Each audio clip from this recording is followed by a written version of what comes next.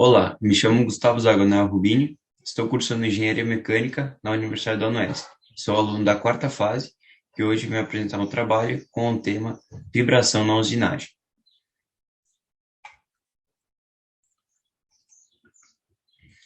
As análises das vibrações na usinagem vão contribuir na manutenção preditiva. Fazendo o acompanhamento dessas vibrações, se pode controlar possíveis falhas nos componentes e na própria peça que vai ser usinada. Fatores que vão minimizar a vibração. Um dos primeiros fatores a se considerar se houver vibração durante a usinagem com longos balanços é aumentar o avanço, e a segunda ação remediadora é alterar a velocidade de corte. Geralmente, os melhores resultados são alcançados com velocidades de cortes mais altas. Utilizar um ângulo de posição grande e um ângulo de saída positivo. Usar um ângulo de ponta e de raios de ponta pequenos. Usar uma macrogeometria positiva. Controle o padrão de desgaste e o tratamento IR na macrogeometria. A profundidade de corte deve ser maior que o raio de ponta. A força radial menor fornece menos deflexão radial e menos problemas de vibração. Então, o ângulo de posição mais próximo possível de 90 graus, o ângulo de ataque 0 graus, maximizará a parte da força de avanço proveniente de trás da peça na direção axial. Uma força na direção axial causará menos deflexão da ferramenta que forças iguais na direção radial. Para torneamento interno, o ângulo de posição deve ser menor que 75 graus, o ângulo de ataque 15 graus. Quanto mais positivo for o ângulo de saída, serão necessárias forças de cortes mais baixas para usinar a peça. Forças de cortes menores significam menos deflexão. Força menor na direção radial resulta em uma menor deflexão radial. Então, aqui tem algumas imagens representando o que eu comentei anteriormente, do ângulo de 90 graus e 0 graus na direção da força axial. Ao lado tem da direção axial e radial, o ângulo de posição 75 graus e 15 graus.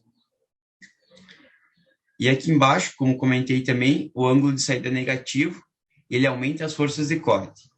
E o ângulo de saída positivo, ele vai gerar menos forças de corte. Ajustes das ferramentas. Uma regra geral é sempre escolher o menor raio de ponta possível para reduzir a tendência à vibração. Um ângulo de ponta de pastilha pequeno melhorará a estabilidade da ferramenta e fornecerá bom espaço para a superfície de fuga e pequenas variações da área de cavacos se a ferramenta começar a vibrar em uma direção radial. Um ângulo de ponta da pastilha maior fortalece a pastilha e a confiabilidade, mas requer mais potência de usinagem, pois uma resta de corte maior está em contato no corte. Então, aqui embaixo são algumas pastilhas que tem no mercado. Geometria positivas. As geometrias positivas e o ângulo de saída positivo geram forças de cortes mais baixas e menor deflexão da ferramenta. Portanto, escolha a geometria mais positiva que puder, com um quebra-cavacos adequado para seus dados de corte.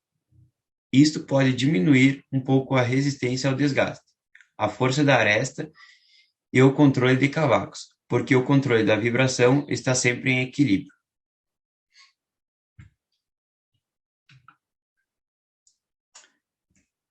Pastilhas Wipers. Geralmente as pastilhas Wipers não são a primeira escolha quando o assunto é evitar a vibração, pois as forças de corte mais altas e a deflexão radial são difíceis de superar. Em condições muito estáveis, porém, as pastilhas Wipers podem fornecer benefícios reais para o acabamento superficial e dados de cortes maiores. Então, aqui embaixo tem a imagem dessas pastilhas. Aqui, através do aplicativo de torno, eu quis trazer algumas imagens para demonstrar algumas possíveis falhas que, se não forem notadas, podem causar vibrações no torno convencional.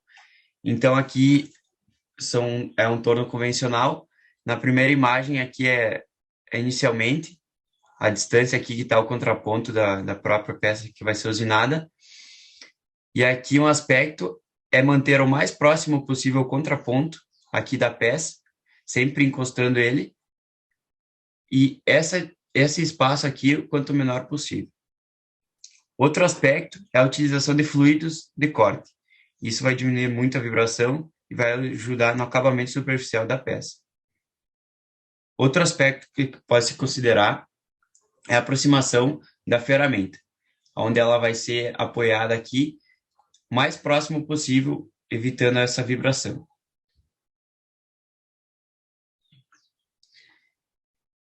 Então, análise da rugosidade superficial da peça usinada.